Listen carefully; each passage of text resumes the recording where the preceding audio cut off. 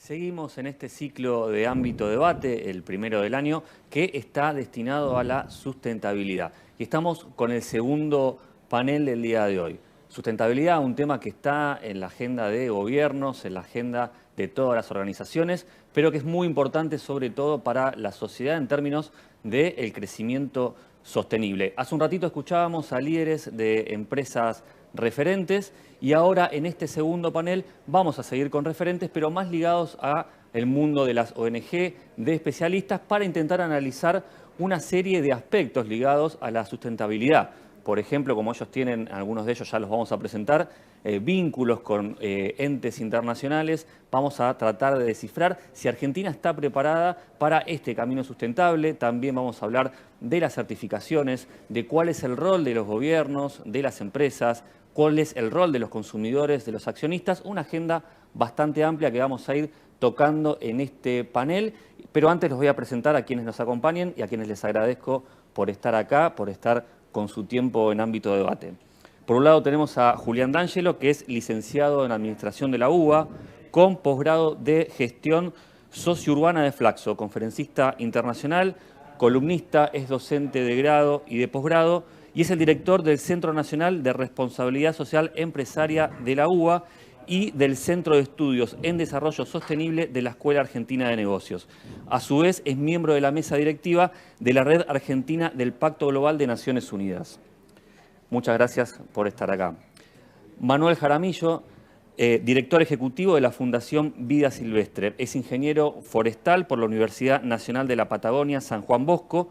En 2004 alcanzó el diploma de estudios avanzados en el programa de Biodiversidad, Conservación y Gestión de las Especies y Hábitat por la Universidad de Alicante, en España.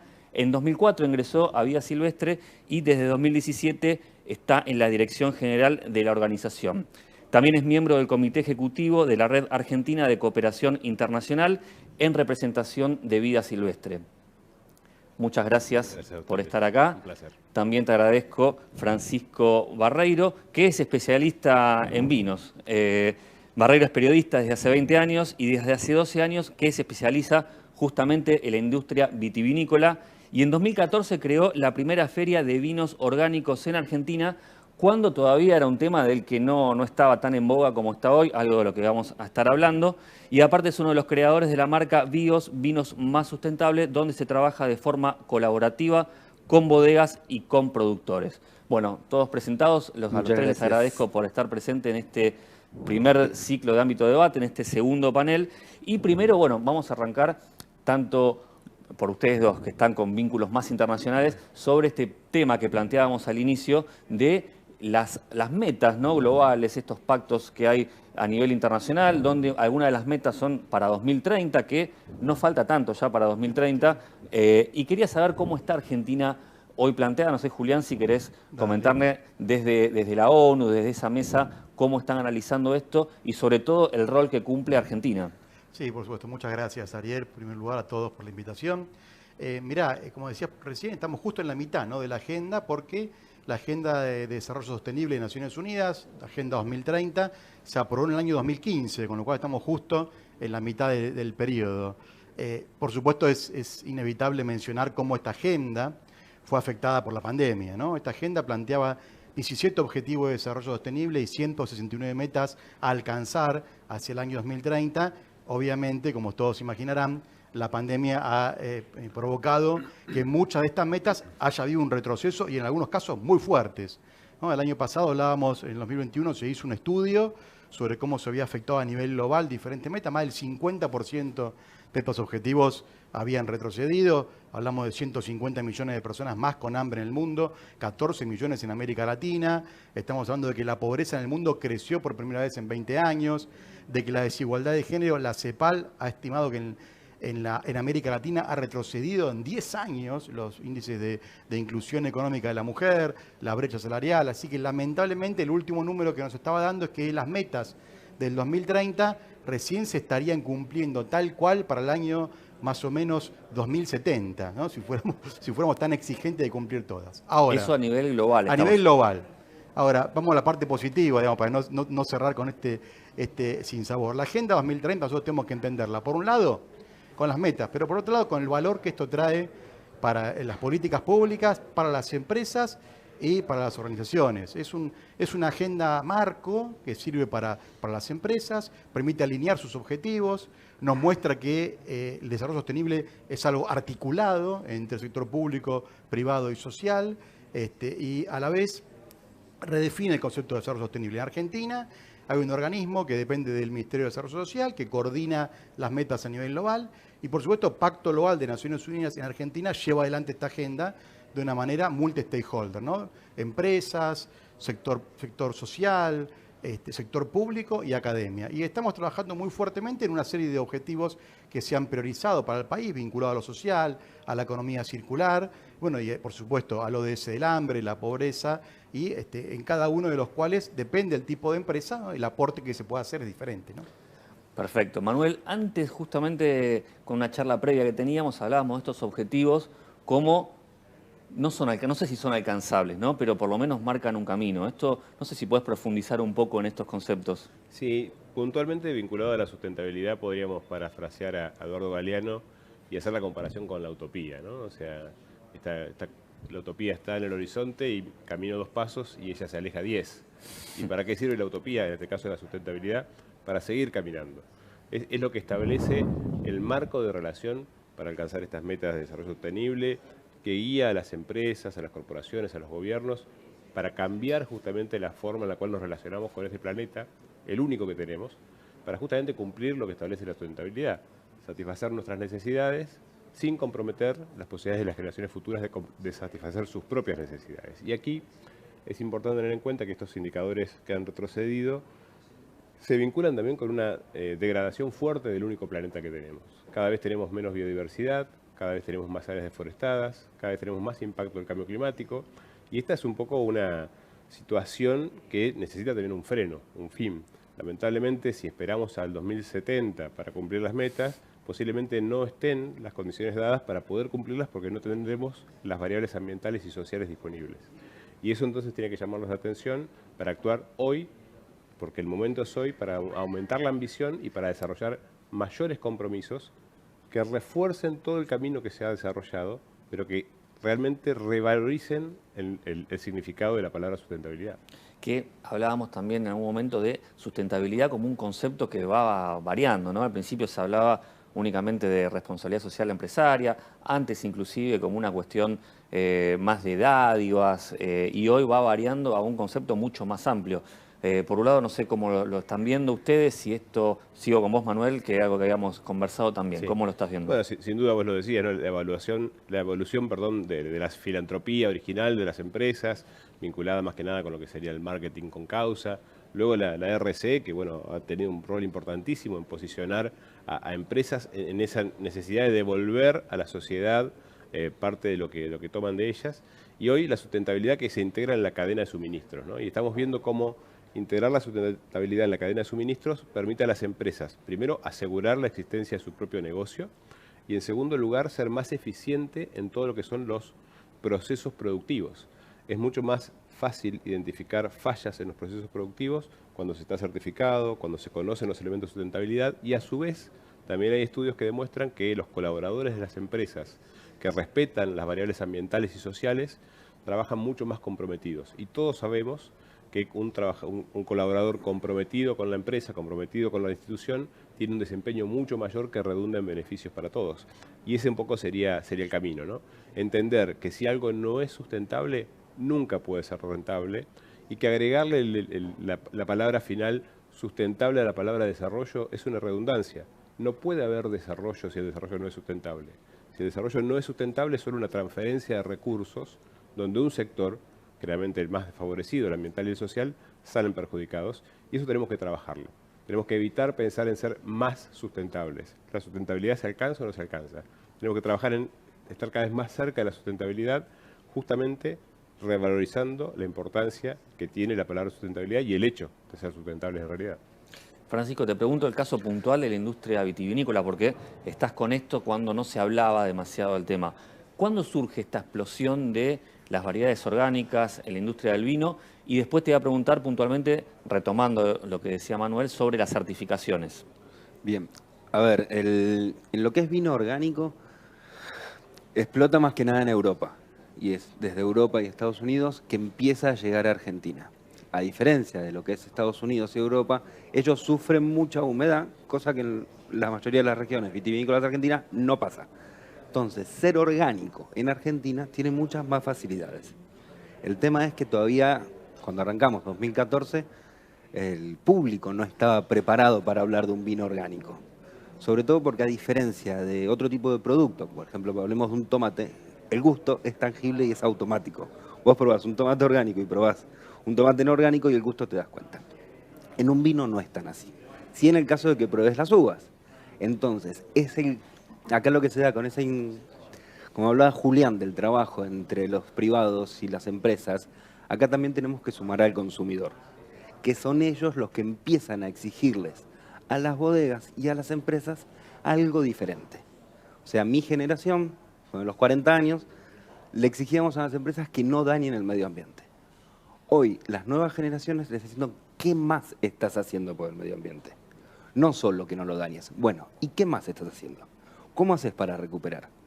En lo que son los viñedos, hay un trabajo de recuperar algo de lo que le fuiste sacando. Durante estos años le fuiste sacando mucho. Bueno, hoy vamos a crear más. Y vamos a darle un nuevo suelo, vamos a darle más alimentos a los animales, vamos a pensar en que las hormigas no son los enemigos, sino que sos vos el que estás dañando su hábitat, y por eso tenés que buscar que su hábitat esté y no te coma la uva, sino que se alimente de otro tipo de alimentos que sí estaban en su hábitat natural. ¿Y qué papel juegan en el escenario las certificaciones, ¿no? Que hoy están en boga también, ¿no? La certificación orgánica, las biodinámicas, etcétera. Hoy son necesarias. Hoy son necesarias porque el consumidor quiere saber que hay alguien atrás que está regulando todo tu trabajo. O sea, uno puede autodeclararse productor orgánico diciendo yo hago prácticas sustentables o prácticas orgánicas.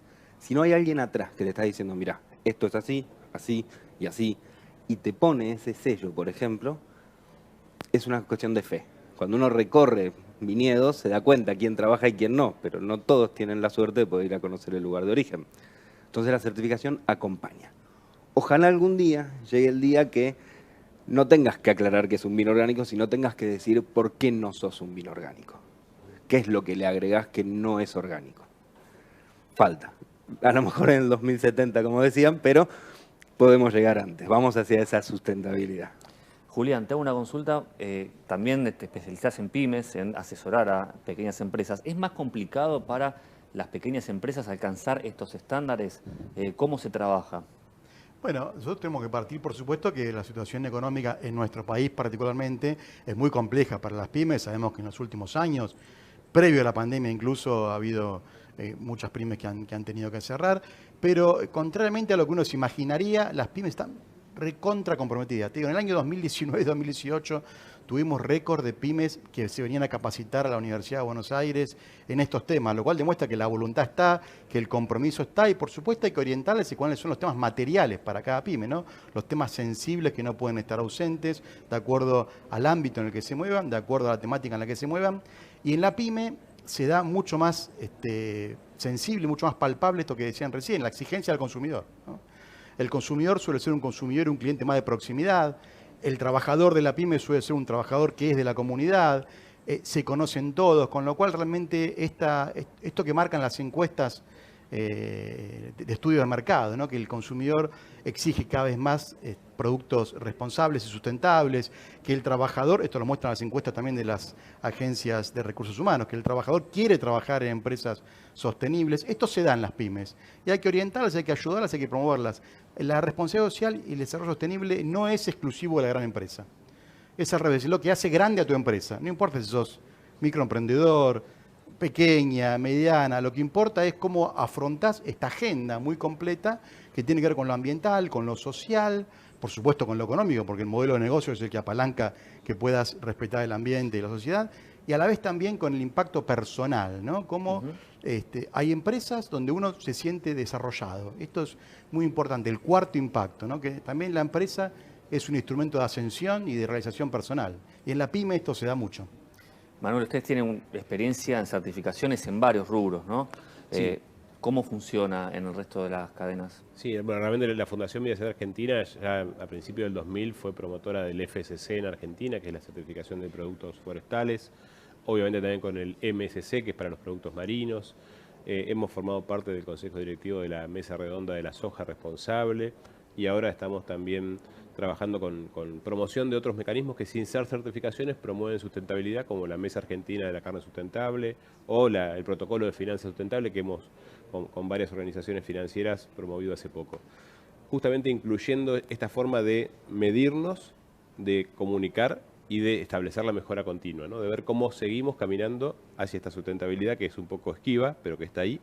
Y por otro lado también es importante tener en cuenta que estas certificaciones permiten a los consumidores tener información de confianza del origen de los productos, pero también ordenan los procesos internos. Y por otro lado es importante tener en cuenta que los consumidores cada vez más exigentes van a seguir traccionando mayor ambición. Y esto es importante aclarárselo a quien encara el camino de la sustentabilidad. No va a ser llegar y estar completo y ya está. Es un camino que no tiene retorno, hay que seguir construyendo porque siempre vamos a tener algo para hacer.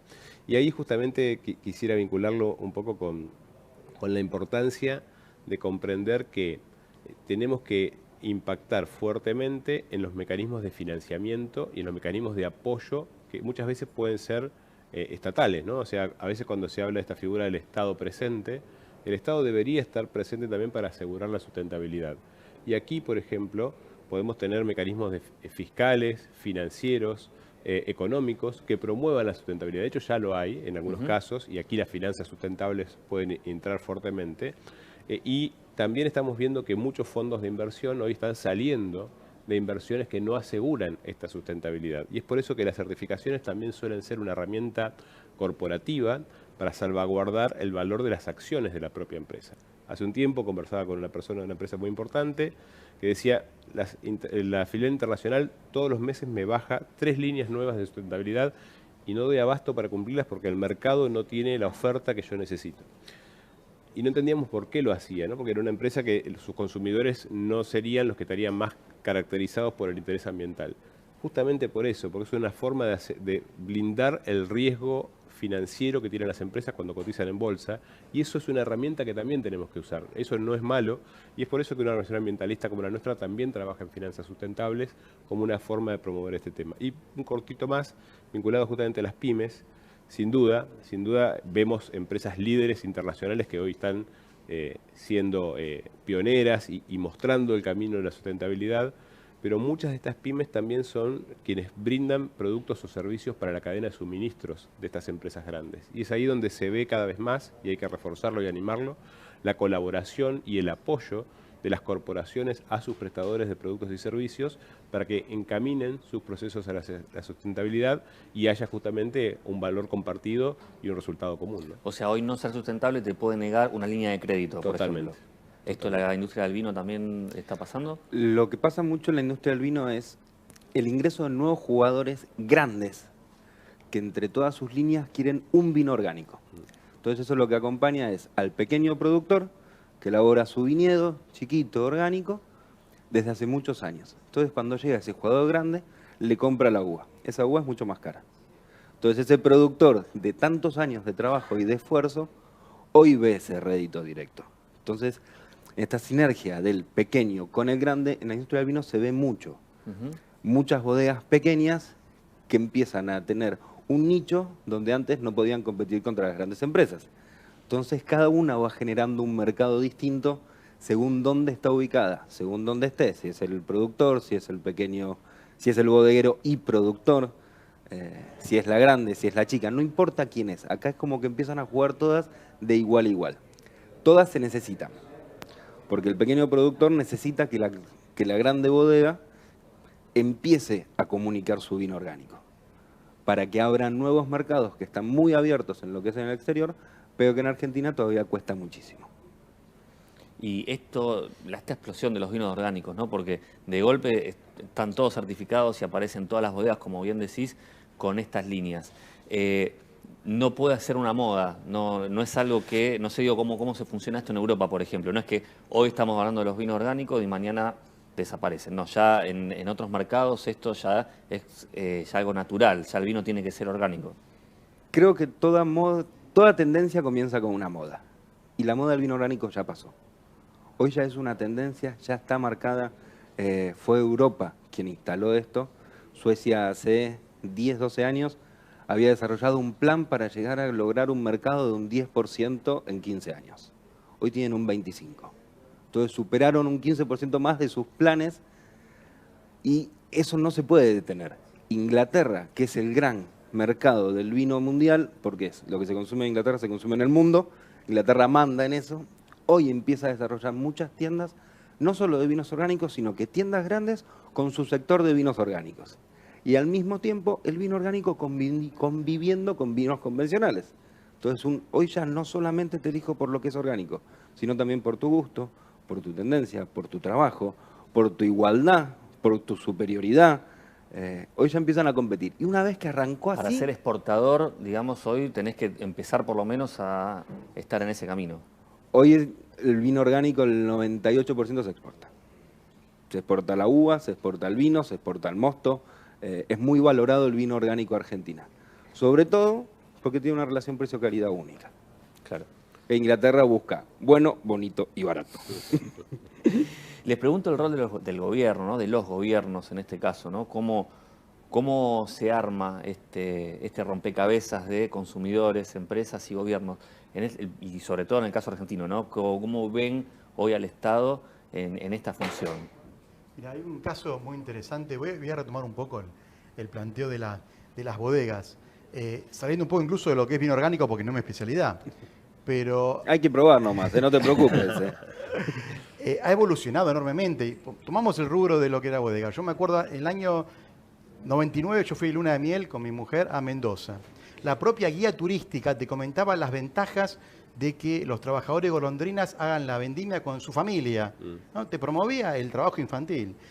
Ese es un caso donde de hace muchos años gobierno, empresas, sectores sociales han trabajado enormemente en todo el país para reducir el trabajo infantil en lo que es la vendimia, en la zafra, en el tabaco, en diferentes actividades, y se ha hecho enormemente. La articulación ha mostrado un éxito muy grande, no solamente en eliminar el trabajo infantil, en algunos casos, en otros todavía hay pendientes, que en el caso de la yerba, por diferentes modalidades productivas, pero también en contener a esos chicos que tienen que estar en un ámbito educativo, social. No, y aparte digo, es importante porque en general muchas veces cuando se habla de sustentabilidad se piensa únicamente en lo ambiental, ¿no? Y también hay impactos sociales. No, como decían antes acá los colegas de la mesa, la sustentabilidad tiene tres caras, ambiental, social y económica también, ¿no? Porque si fracasa el modelo económico no se puede apalancar la sustentabilidad ambiental y social.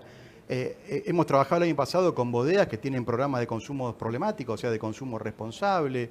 En Mendoza hay una empresa que ha sido destacada por Pacto Global de Argentina que elabora postes de madera plástica para los viñedos.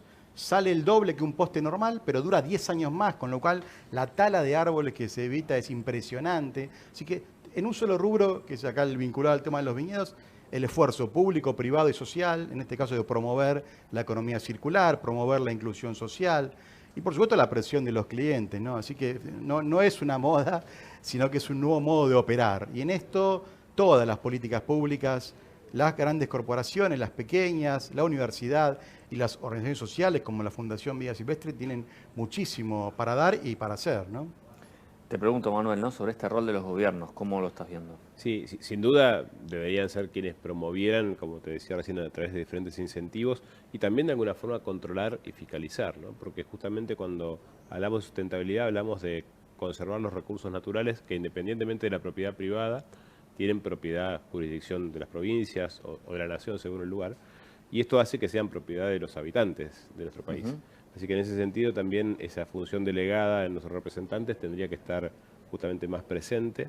Y también podría ser, si bien las certificaciones son elementos generalmente del ámbito privado, y está bien que así sea, estas certificaciones tienen que reforzar sus mecanismos de gobernanza. Algunas certificaciones tienen una cámara ambiental, una social y una económica, que justamente se reúne y acuerda las reglas de las certificaciones. Es el caso del FSC en particular, y se reúne periódicamente para modificarlas y adaptarlas a la nueva realidad, generalmente para aumentar ambición y para incluir la percepción de las partes interesadas que pueden presentar quejas u objeciones. Y aquí sí me detendría un poquito en este concepto de gobernanza de los sistemas de certificación, que es importante para asegurar la representatividad y la calidad. Cuando hablamos de si es una moda o va a terminar siendo una tendencia, va a terminar siendo un valor ya fijo en las producciones, va a tener mucho que ver con la calidad y con la representatividad que esto tenga. Pasa con las marcas, ¿no? Las marcas se transforman en clásicos cuando demuestran tener calidad y buena relación precio-calidad. Y es ahí donde tenemos que trabajar, asegurar que los mecanismos de certificación que tenemos, en lugar de que haya más proliferación de cada vez más certificaciones, refuercen su transparencia, su forma de incluir justamente la nueva información disponible e incluir la opinión de las partes interesadas. Hemos visto varios procesos, en muchos casos, de algunas certificaciones que por no respetar esto pierden su credibilidad y con eso cae un montón de inversión. Y un tema no menor que también quisiera introducir es el concepto de trazabilidad. Principalmente cuando los productos son de materia prima para, bueno, el caso del mosto, por ejemplo. ¿Cómo aseguramos que el mosto producido en Argentina de forma orgánica alimente un vino producido realmente en Europa, por ejemplo? Hace poco justamente leía un comentario de nuestro vicepresidente de alimentos del WWF, organización a la cual la Fundación representa en Argentina, que estaba preocupado porque los traders tienen un costo tan importante a la hora de separar lo orgánico, lo certificado de lo no certificado, que uno vende certificado, pero en el mismo barco va a parar todo junto y se exporta a Europa. Y eso tiene mucho que ver con que los mecanismos de mercado no están aceitados para poner en valor el enorme esfuerzo que se hace un productor para certificar su producción. En este caso era soja con certificación libre de conversión de ambientes naturales. Entonces, hay una importante parte de ese barco que salió para Europa que tenía soja producida sin convertir a ambientes naturales, que estaba certificada y se fue junto con la que convirtió a ambientes naturales y quizás con la que convirtió a ambientes naturales de forma ilegal. Claro. Y eso tiene que cambiar, si no, no hay certificación y no hay proceso de sustentabilidad que resista las variables del mercado. No, y digo también los gobiernos, no solamente el Estado Nacional, digo, sino también los distintos niveles de gobierno, ¿no? Porque a veces las cadenas se terminan, el que tiene que fiscalizar quizás es a nivel municipal, por ejemplo. Sí, entendamos también que por el carácter federal de nuestro país, la autoridad de aplicación de los recursos naturales son las provincias y es justamente ahí donde cuando hay tránsito interjurisdiccional también es complejo. Y el Estado tiene que ejercer su rol de control y fiscalización en las diferentes jurisdicciones para asegurar la trazabilidad de estos productos que son diferenciales, que tienen un valor agregado ambiental y social. Y en este plano federal que mencionabas, ¿crees que hay distintos conceptos dentro de Argentina respecto a lo sustentable, que hay regiones donde todavía no ingresaron estos conceptos o crees que ya es homogéneo? No, sin duda, o sea, la heterogeneidad de nuestro país tiene que ver también con la heterogeneidad de los análisis políticos institucionales y las capacidades. Y en algunas producciones más que en otras, hay producciones que están más objetadas por la sociedad y donde hay más atención. Pero lamentablemente vemos muchas industrias que se autodenominan sustentables, pero que recurrentemente tienen impactos significativos sobre el ambiente y frecuentemente protestas sociales. Y esto muchas veces tiende a pérdidas centrales en la capacidad productiva, en el rendimiento de la inversión. Y esto también llamaría nuevamente la atención. Si uno no contempla la variable ambiental y social en el desarrollo de una actividad productiva, va a chocar. Y hemos tenido muchísimos casos con la minería, tenemos casos con las represas, tenemos casos con el litio, donde por no comprender justamente esta importancia que hoy tiene lo ambiental y lo social, y porque un Estado no suele estar presente para establecer las reglas claras del juego para la gobernanza, los emprendimientos fracasan antes de empezar. Y eso tiene un costo económico altísimo y afecta a esa tercera pata de la sustentabilidad. ¿Cómo ve, Julián, esta cuestión de la conflictividad social atrás de la sustentabilidad, sobre todo en algunos sectores clave? No, por supuesto, esto es innegable. Hablábamos recién de los usuarios consumidores, pero también fue uno de los primeros pasos, ¿no? Lo que se denominaba la licencia social para operar. Este concepto se empezó a trabajar en la década de los 70 y el 80, cuando antes se hacía un poco la reseña histórica, cómo fue evolucionando el concepto. Una de las primeras cosas que se planteó fue esto, es decir, que la sociedad misma es la que habilita de alguna manera a que las empresas puedan operar en un contexto de respeto al ambiente, de respeto a los derechos humanos y laborales, de un contexto de ética y buena gobernanza, es decir, anticorrupción, etcétera, con lo cual es algo muy presente en múltiples actividades, por supuesto, lo que tiene que ver con los temas de minería, agropecuario, contaminación de cauces de agua, etcétera. Esto se ve se ve muy presente. En algunos casos no tanto como uno quisiera, vieron cómo nos cuesta trabajar con el saneamiento de la cuenca Matanza-Riachuelo, a pesar de que tenemos un fallo de la Corte Suprema del año 2008, y en otros casos mucho más rápido realmente, porque las empresas asumen este compromiso, este desafío, y realmente alinean sus buenas prácticas en el respeto al ambiente y en diálogo con las comunidades. Por eso es muy importante en las áreas de responsabilidad social y de relaciones públicas de las empresas tener gente especializada en lo que es el diálogo social y la articulación con la comunidad, ¿no? Hay como una idea, ¿no?, también de algunos gobiernos locales que quieren fomentar ciertas industrias, de salir a explicar de que no es tan nocivo para el ambiente porque han cambiado las prácticas, ¿no? Y a veces como que choca esta conflictividad social con el desarrollo económico, ¿no? Algo que empezaron a hablar ustedes al inicio. Esto se está viendo en el país. Sí, hay elementos centrales. En primer lugar, bueno, muchas veces lo fáctico, ¿no? O sea, la gente contrasta lo que dice el gobierno, lo que dice la empresa, con lo que ve en territorio. En segundo lugar, también a veces hay una desinformación, y tanto de un lado como del otro, podríamos decir, del lado productivo como del ambiental, se pone demasiada leña al fuego en cosas que no son totalmente ciertas. Entonces es por eso necesario trabajar en la gobernanza, en la información, en la educación. La Fundación Vidas Argentina trabaja mucho en educación ambiental, justamente para acercar a las personas lo más cerca de sus territorios posible, información objetiva, con base científica, con base al conocimiento popular también, que permita interpretar realmente las variables ambientales.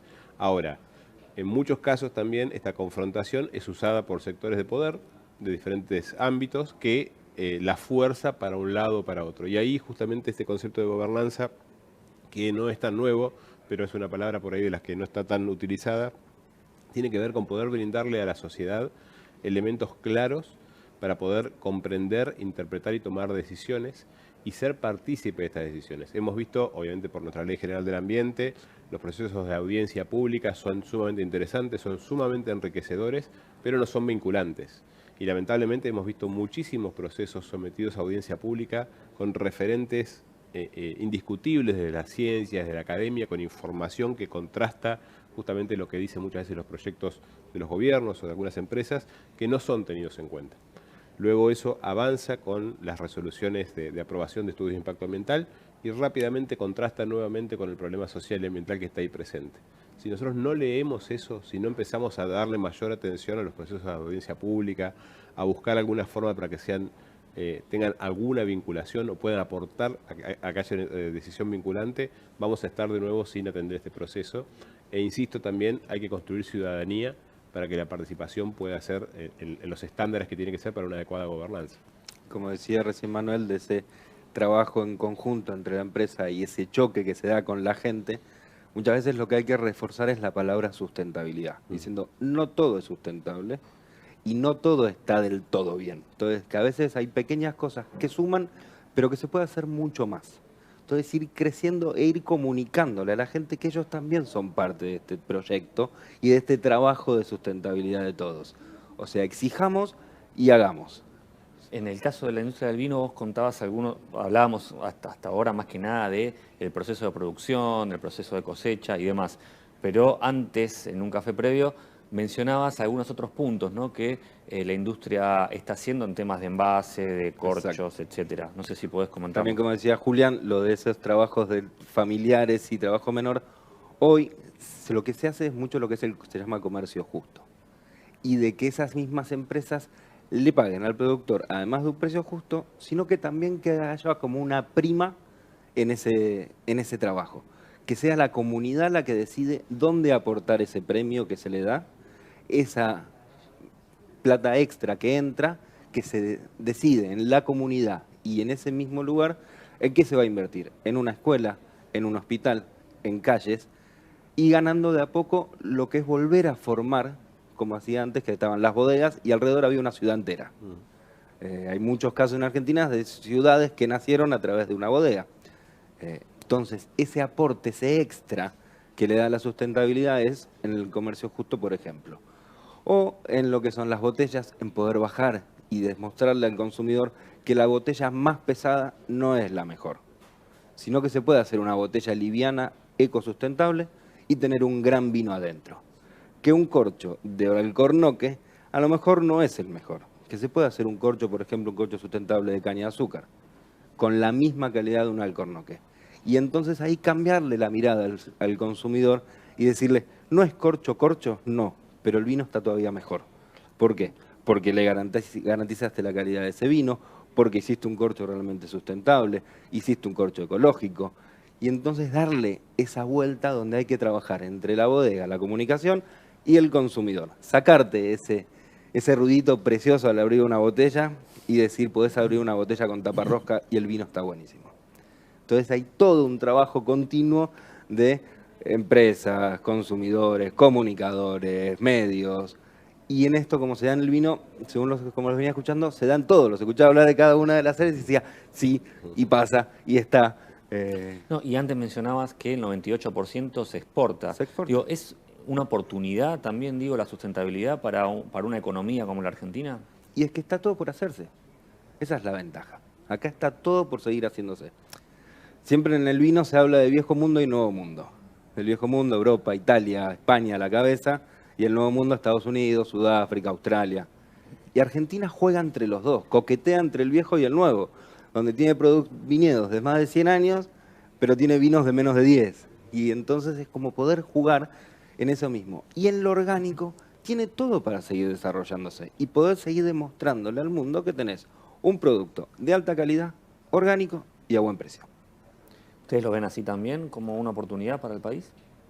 Sin duda, sin duda cuando a veces por ahí se cuestiona todo esto como barreras para arancelarias, yo diría que no se está viendo el medio vaso lleno, ¿no? O sea, alguna vez algún político dijo que Argentina estaba condenada al éxito, bueno, no nos fue tan bien.